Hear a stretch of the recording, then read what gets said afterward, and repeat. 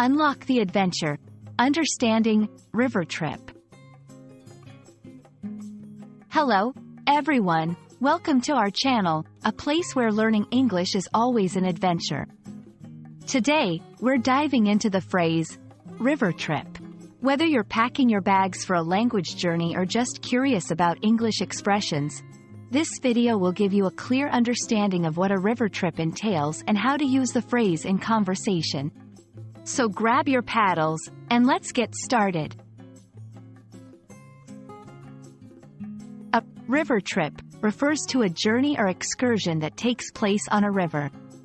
It usually involves traveling in some kind of boat, canoe, or raft and can be for pleasure, exploration, or sport. River trips can vary in length and purpose. They could last a few hours, a day, or even span across several days and be part of a camping or sightseeing adventure.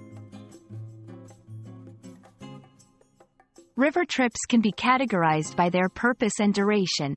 Sightseeing tours. These are often short, guided tours on a river, focusing on scenic views and landmarks.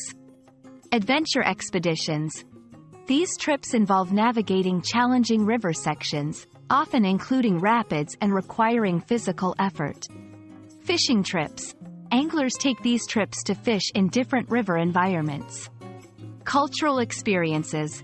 Some river trips are organized to immerse travelers in the cultural and historical aspects of a region.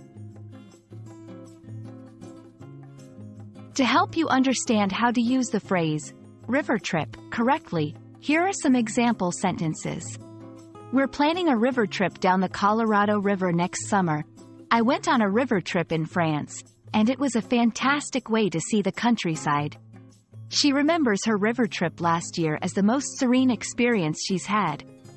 Notice that river trip can be modified with adjectives to convey different experiences, like serene, exciting, or educational. Interested in planning a river trip? Here are some tips to get you started.